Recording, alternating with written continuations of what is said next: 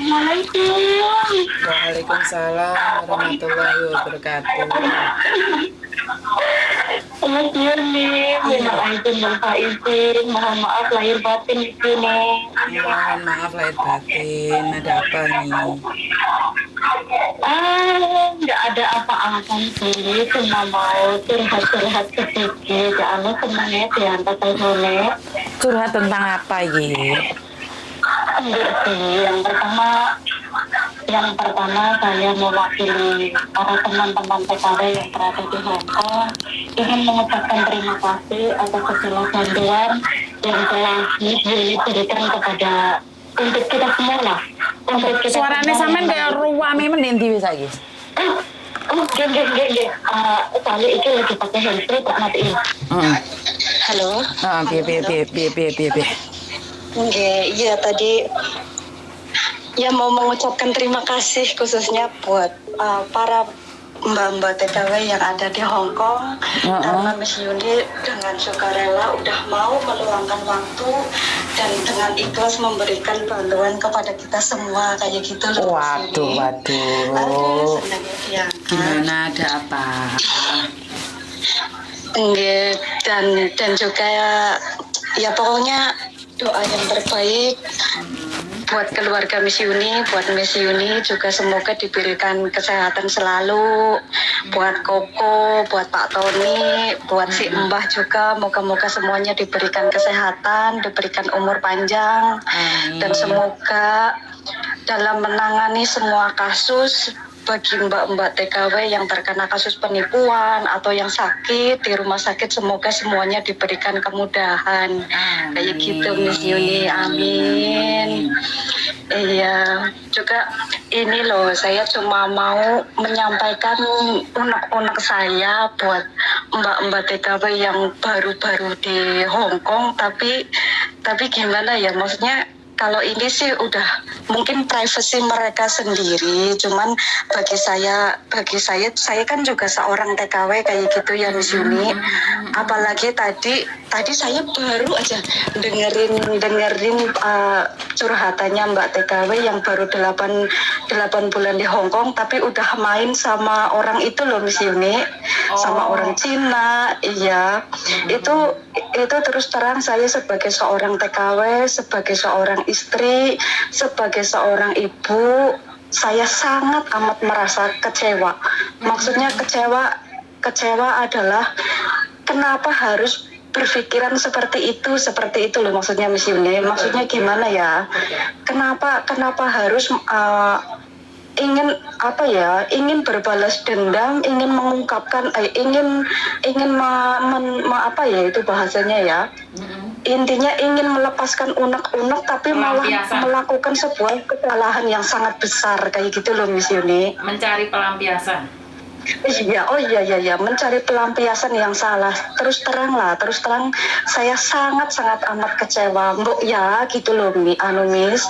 Maksudnya buat kita semua ini nggih sepurane kalau misalkan saya ini lancang, maksudnya memberikan pesan kepada mbak-mbak TKW. Maksudnya Mbok ya, kita kan di sini kan niatnya kerja. Selama kita di sini kerja, Mbok ya ingat gitu loh apa yang jadi tujuan kita, utamanya kita ke sini itu mau ngapain. Kan kayak gitu ya Miss Yuni ya. Dan saya malah berpikir kayak gini, soalnya kemarin pas saya mau ke Hong Kong kan juga masuk PT kan Miss Yuni. Nah, kalau menurut pengalaman saya pas di PT itu kurangnya itu loh Miss Yuni, bimbingan rohani kayak gitu loh. Maksudnya apa ya? Kalau di PT itu kan cuma stay, belajar bahasa dan proses kan kayak gitu ya Miss Yuni ya. Tapi jarang kayak ada PT-PT itu yang mau mendengarkan apa sih tujuan kalian ke luar negeri itu apa, maksudnya biar mbak-mbaknya itu nggak berubah haluan setelah datang di Hong Kong kayak gitu loh.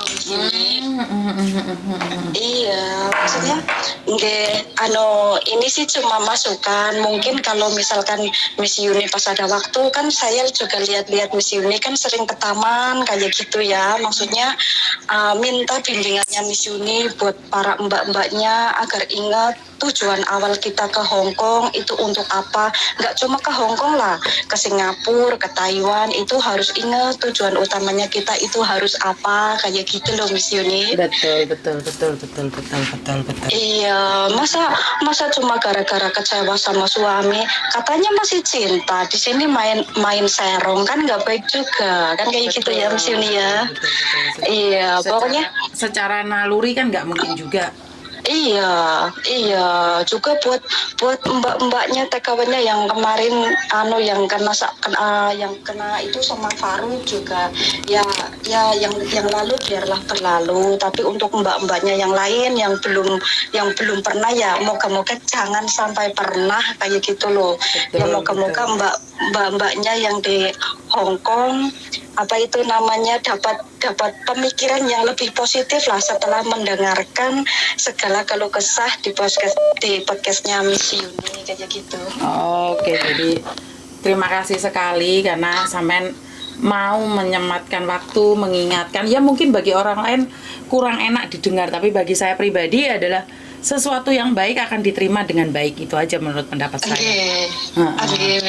Jadi terus terang saya suka sekali dengerin podcastnya Miss Yuni ya, meskipun terkadang ada kata-kata yang mungkin ini kurang pas sama saya, itu saya skip, tapi kalau ada yang dulu itu yang curhatan mbak-mbak yang pas baru datang ke Hong Kong tapi kena musibah, yang anaknya cowok semua yang baru meninggal itu mbak siapa itu dulu sampai lupa saya, itu pas dengerin curhatannya itu ya ampun ikut mewek pokoknya, aduh cerita-cerita yang kayak gitu semua itu saya jadikan inspirasi saya selama saya masih di Hong Kong kayak gitu loh Miss Yuni. Agar menjadi manusia yang lebih baik lagi. Kalau manusia yang hebat sih kayaknya nggak mungkin yang lebih baik lagi kayak gitu. Betul. Jadi belajar dari pengalaman orang lain agar kita jangan mengalaminya, benar nggak? Iya betul Miss Yuni. Dan juga ini mungkin ini nanti mau dimasukin ke YouTube ya Miss Yuni ya. Betul. Saya mau menyampaikan buat teman-teman saya yang berasal dari Cilacap, semangat, jangan pantang menyerah, ingat tujuan awal. Memang uang bukan segalanya, tapi segalanya butuh uang. Itu saja Miss Yuni. Setuju, matur nembah nun. Terima kasih atas waktunya. Dan semoga doa yang baik akan kembali pada yang punya, dan begitu juga dengan jenengan, semoga diberikan kesehatan yang lebih. Amin. Begitu juga buat Miss Yuni dan keluarga semuanya. Matur nembah nun, sampai ketemu lagi kalau ada jodoh. Sama ini sekalian nitip salam Miss Yuni buat suamiku yang di Indonesia. Buat suamiku, buat ibuku, buat anakku, maafin mama, maafin istrimu ini, maafin anakmu ini Bu, belum bisa pulang soalnya belum ada sangune. Lah ini gajiannya kemana aja kok bilang belum ada sangune ini? Ini sedikit cerita ya Miss Yuni. Sepurane bukan niat saya untuk pamer. Alhamdulillah saya di sini dari tahun 2019. Pada saat itu bulan Juli saya terbang bulan Juni saya terbang setelah Lebaran sampai hari ini masih di Hong Kong. Alhamdulillah dulu masih numpang di rumah almarhum kakak saya. Sekarang saya udah punya rumah sendiri Miss Yuni. Alhamdulillah. Ya sedikit bisa ngasih orang tua kayak gitu Miss Yuni. Alhamdulillah. Ya itu yang perlu disyukuri, karena banyak atau sedikit rezeki itu kalau disyukurin akan membawakan berkah. Walaupun banyak, kalau kita tidak pandai bersyukur itu akan membawa bencana buat kita sendiri. Terus terang Miss Yuni, kalau saya lagi dengerin curhatan mbak-mbak TKP yang kena tipu atau main serong di sini yang nggak benar kayak gitu, saya sangat kecewa Miss Yuni, karena terus terang saya sendiri punya, maksudnya kayak gini ya, bukan saya mau menceritakan aib, ini bukan aib, ini hanya sekedar pengalaman. Saya berangkat ke Hong Kong itu atas segala keniatan, ketekatan kayak gitu ya Miss Yuni. Saya tekadkan bulat-bulat. Karena dulu apa ya, masa muda saya emang di perantauan. Setelah merantau saya menikah, kebetulan apa ya, nasibnya belum beruntung kayak gitu loh. Setelah menikah ada anak, kebutuhan itu kan makin banyak kayak gitu ya Miss Yuni. Betul. Jadi dari saat itu pokoknya panjang banget kalau diceritakan, mungkin ya agak susah lah. Maksudnya dari ada trouble sama orang tua, bukan orang tua, lebih tepatnya sama bapak saya kayak gitu ya Miss Yuni. Saya itu belajar dari nol, maksudnya kan sebenarnya kayak gitu. Sebenarnya kan waktu saya dulu mau menikah kurang 2 minggu itu kakak saya meninggal kayak gitu loh Miss Yuni.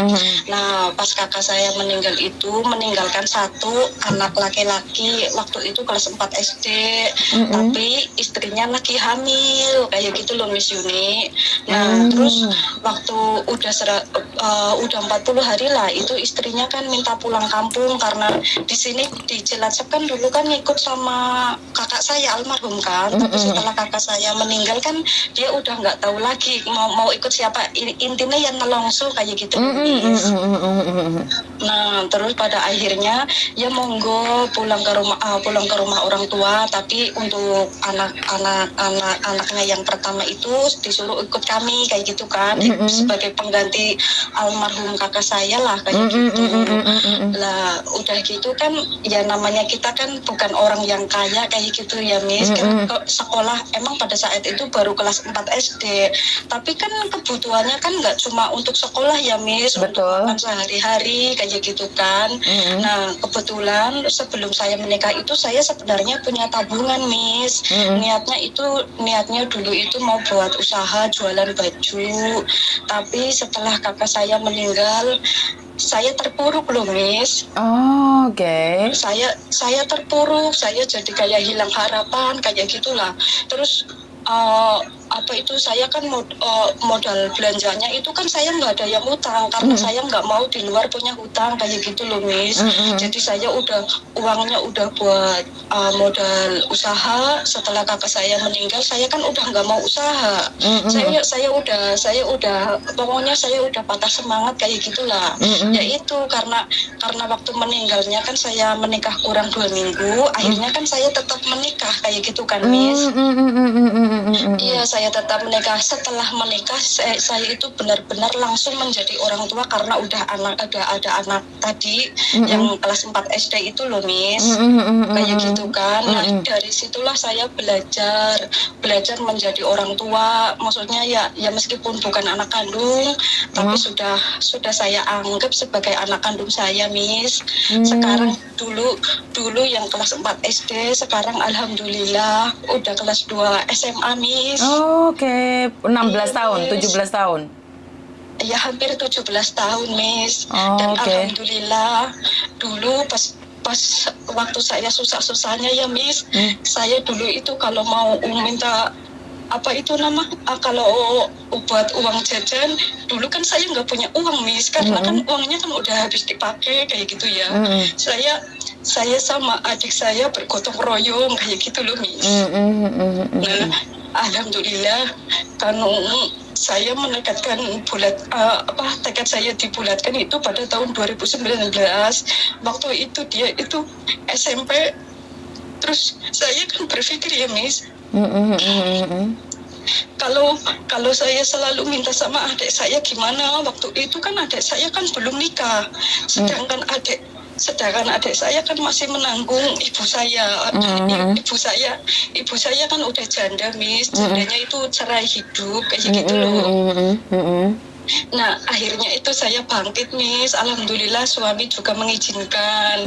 Nah alhamdulillahnya lagi sekarang anaknya udah SMA kelas 2, saya udah nggak minta bantuan sama adik saya, ya sedikit-sedikit ya saling berbagi sama adik saya kayak gitu Miss. Iya makanya ya seperti itulah Miss, karena saya pun pernah mengalami yang namanya susah kayak gitu loh Miss. Tapi kenapa mbak-mbak sekarang itu banyak yang mudah menyerah hanya dengan masalah sepele kayak gitu loh Miss. Saya sebenarnya ya nggak menyalahkan mereka, cuman saya pribadi hanya mungkin pemikiran saya yang terlalu terlalu memaksakan mereka untuk jangan berbuat seperti itu kayak gitu loh Miss. Sebenarnya mungkin karena kekuatan seseorang itu beda-beda, Chef. Jadi kekuatan batin seseorang, godaannya juga beda-beda. Kadang-kadang orang yang hidupnya enak itu malah nggak kuat godaan. Kalau kamu kan sudah susah nih, jadi kamu ada godaan apapun semakin kuat. Tapi kan kadang-kadang ini cuma ditinggal main game aja sudah selingkuh. Ini kan beda. Iya. Jadi iya, godaan itu bukan karena kita dulunya susah, bukan. Karena mungkin dulunya enak. Jadi tidak terbiasa hidup susah. Kalau biasa hidup susah kan nggak mungkin juga istrinya di luar negeri jadi pembantu, suaminya main game kan nggak juga. Bener nggak? Iya. Jadi Iya, Miss. mungkin dari bangunannya, dari pondasinya, dari latar belakangnya itu beda. Karena itu saya selalu menghimbau untuk punya kesabaran yang lebih dan syukur yang lebih. Iya Miss. Terus terang ya Miss. Kalau misalkan mau diceritakan semua, nggak cukup sampai di situ lah. Saya sendiri pun punya masalah sama bapak saya kayak gitu kan ya Miss. Tapi kalau bagi saya pribadi, apapun itu masalahnya bukanlah sebuah alasan untuk kita untuk membenci seseorang, kan seperti itu ya Miss ya. Betul. Iya, maksudnya emang saya menganggap mungkin bapak saya masih hilaf, mungkin bapak saya masih ingat. Tapi ini sedikit cerita. Bulan Juli besok anak saya umur 7 tahun, Miss. Tapi anak saya belum pernah sama sekali diajak main sama bapak saya, Miss. Oh, lah kenapa? Ya mungkin karena bapak saya belum ada waktu seperti itu. Maksudnya kalau saya sih masih berpikir suatu saat bapak saya akan ingat kayak gitu loh Miss. Bantu doa aja. Biasanya seorang bapak mungkin masih ada sesuatu yang ada di dalam hatinya belum terketuk. Kita bawa dalam doa saja loh. Iya Miss, sebenarnya saya udah belajar legowo kayak gitu ya Miss. Mungkin ini terharu karena terbawa suasana. Maksudnya segalanya lah Miss, segalanya udah saya ikhlaskan, semuanya saya sedikit mulai bisa belajar berpikir positif kayak gitu loh Miss, biar saya nggak selalu mumet sama unek-unekku sendiri kayak gitu loh Miss. Jadi ya udahlah, yang lalu biarlah berlalu. Semoga orang tua saya diberikan kesehatan. Untuk almarhum kakak saya juga tenang di sana. Buat anak-anakku, baik itu yang anak keponakan atau anak saya sendiri, semoga kedepannya suatu saat nanti menjadi anak yang sukses, bisa membanggakan orang tuanya, kan kayak gitu ya Miss ya. Iya, doa orang tua yang baik akan kembali pada dirinya sendiri. Dan saya juga berdoa buat jenengan supaya anakmu dan anak angkatmu, anak keponakanmu menjadi anak yang berguna bagi keluarga, nusa, bangsa, dan agamanya. Karena itu sangat penting sekali untuk menjaga anak, dan jangan terlalu dimanjakan, karena anak-anak sekarang mentalnya tuh sangat lemah sekali. Jadi anak-anak zaman sekarang ya kita harus menjadikan dia harus mandiri, itu aja. Iya Miss, sebenarnya ini kalau mau lebih panjang lagi, saya juga itu loh Miss, bukan tipe orang yang memanjakan. Maksudnya saya itu sama kadang-kadang saya juga takut loh Miss, takutnya nanti itu saya dianggapnya itu apa itu udah tahu itu anak yatim nggak punya bapak, kamu kayak gitu. Saya takutnya ada orang yang ngomong kayak gitu loh Miss. Cuman kan tujuan saya itu agar dia itu kedepannya bisa bijak kayak gitu loh Miss, agar dia itu lebih tahu, lebih bisa menghormati sama apa itu namanya ya, usaha lah. Karena zaman sekarang kan nyari uang kan susah kayak gitu ya Miss. Betul, jadi bukan karena anak yatim atau tidak. Kalau anak yatim nggak punya sopan santun itu juga salahmu. Iya Miss. Benar nggak? Iya Miss. Iya, jadi Miss. kalau iya benar, saya juga sering marah Miss kalau misalkan kadang kan mamanya juga bilang kan ya saya kan dipanggilnya tante kayak gitu kan, tan itu nggak pernah mau telepon sama mama kayak gitu kan, maksudnya sama kakak ipar saya langsung marah-marah Miss. Nah, itu yang salah, Mbak. Sebentar. Itu yang salah. Menanyakan seseorang bukan dengan marah. Mendidik bukan dengan marah. Itu salah. Karena saat kamu marah-marah, dia akan menjauh darimu. Seharusnya kan kamu menanyakan kenapa dia tidak telepon. Ini yang salah. Karena kita tidak tahu alasannya apa. Anak sekarang itu nggak bisa dimarahin. Jadi diajak bicara, bukan diomongin. Diajak ngomong. Jangan diomongin. Itu salah, Mbak. Maksudnya sebenarnya sih ya nggak itu loh Mi, soalnya kan gimana ya, ngerti, saya ngerti karena gini loh Mbak, kadang-kadang kita itu salah persepsi bahwa kita itu ngasih tahu dia dengan marah itu anak akan takut tinggal loh sayang. Anak sekarang itu tidak bisa dikasarin. Jadi harus ditanya dulu, kayak Meme itu kenapa dia mau curhat sama saya. Karena saya nanya sama dia, ada apa sih sebenarnya seperti ini, seperti. Akhirnya kan dia yang cerita. Okay. Saat dia melakukan kesalahan, saya nggak marahin dia kok. Cuman lain kali jangan sampai seperti itu. Jadi harusnya sampean tanyakan dulu. Kalau orang komplain tentang dia, belum tentu semuanya benar. Oh, iya Miss. Iya, nggak boleh. Kayak gitu dia akan takut bersamamu. Jadi tanyain dulu kalau ada orang telepon, ini keponak kamu ini nakal-nakal ini apa itu bully anak gini. Kamu jangan langsung maki-maki dia. Kan kamu nggak tahu dia yang dibully atau dia yang membuli. Kan kamu cuma dengar satu pihak. Iya Miss, sebenarnya kalau yang itu sebenarnya kayak gini loh ya Miss. Dari awal kayak gitu ya Miss. Ini sebelumnya saya minta maaf banget. Maksudnya minta maaf ini takutnya ini jadi salah paham. Kan sekarang kan anaknya udah hampir 17 tahun ya Miss ya. Saya itu sudah menganggap dia seperti anak saya sendiri. Ketika ada orang lain, bukan orang lain lah, maksudnya ada yang seenaknya nyuruh dia suruh bantuin apa kayak gitu. Kadang-kadang saya juga jangan gitu, orang saya juga nggak pernah nyuruh, masa kamu nyuruh. Kadang-kadang ya itu yang gitu. Salah Mbak, itu yang salah. Nah, nanti dulu Miss. Tapi saya itu nggak pernah menyampaikan sama keponakan saya itu Miss. Saya selalu bilang, kamu habis dari mana kayak gitu kan, habis disuruh ini, suruh bantuin ini. Oh ya udah, itu maksudnya yang ketakutan saya tadi itu cuma saya pendem sendiri kayak gitu loh Miss. Saya nggak pernah sampaikan ke siapa-siapa kayak gitu loh. Nah, kenapa kalau saya kalau mamanya bilang ini anak nggak pernah telepon mamanya, saya langsung marah karena ya dia mungkin lagi puber kayak gitu lah Miss. Jadi dia itu suka bohong kayak gitu loh. Kadang-kadang saya tanyain, kamu udah telepon adik kamu belum? Katanya udah. Terus saya kan konfirmasi sama mamanya kan. Yuk, ini si ini udah telepon apa belum?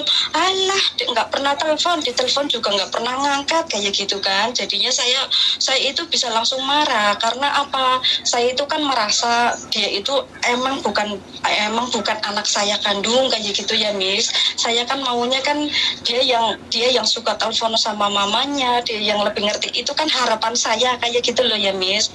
Harapan saya dan sebuah ketakutan saya adalah ketika dia nggak telepon mamanya, takutnya saya dikiranya nanti di sini yang ngelarang-larang. Sebenarnya kan seperti itu. Sebenarnya kalau dari lubuk hati saya yang paling dalam, ya saya nggak ada niatan seperti itu. Apalagi suami saya itu kan ibarat katanya cuma lilik-lilikan kan kayak gitu ya Miss. Yang liliknya asli kan saya. Suami saya nggak pernah mau marahin Miss. Jadi kalau ada apa-apa itu yang ngomong yang di sini, malah yang nggak di rumah. Dan kalau bohong itu biasanya yang tahu saya dulu daripada suami saya kayak gitu loh. Karena suami saya pun yang pertama itu mau marahin takutnya itu bukan takut apa, takutnya ya itu kayak Miss tadi, takutnya itu nanti anaknya jadi kayak gini kayak gitu loh Miss. Jadi kan kalau ibu saya kan juga nggak mau marahin yang ini itu. Ibu saya kalau mau marah pasti nyuruh saya. Itu dibilangin supaya ini supaya itu kayak gitu kan. Anaknya kan sekarang udah disuruh nyuci baju sendiri, suruh bantuin kayak gitu ya Miss. Cuman ya perlu diingatkan kayak gitu loh. Cuma kan kalau kayak suami saya nggak pernah mau nyuruh. Saya di sini yang ngingetin kamu loh kalau omnya nggak sempat di rumah, kamu bantuin ini kayak gitu Miss.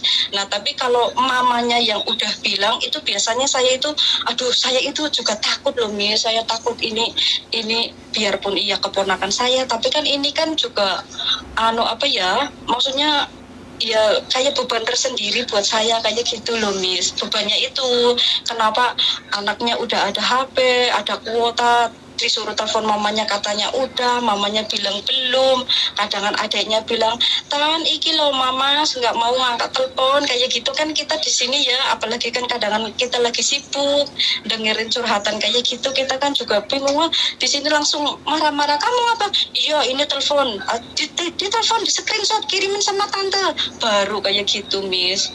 Ya pokoknya kalau misalkan mau diceritain banyak lah yang maksudnya banyak lah unek-uneknya, tapi ya udahlah itu kan apa itu namanya ya, sebuah pembelajaran menjadi orang tua kan kayak gitu ya Miss.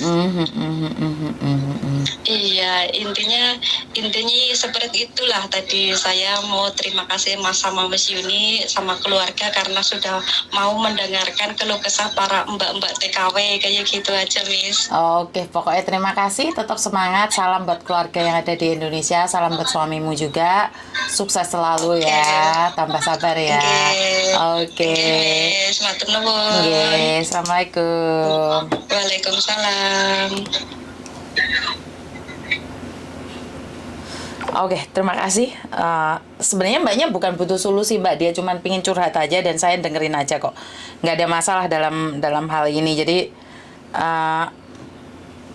iki kok anak tiri nakal iki sopo iki? Halo? Halo, assalamualaikum. Waalaikumsalam.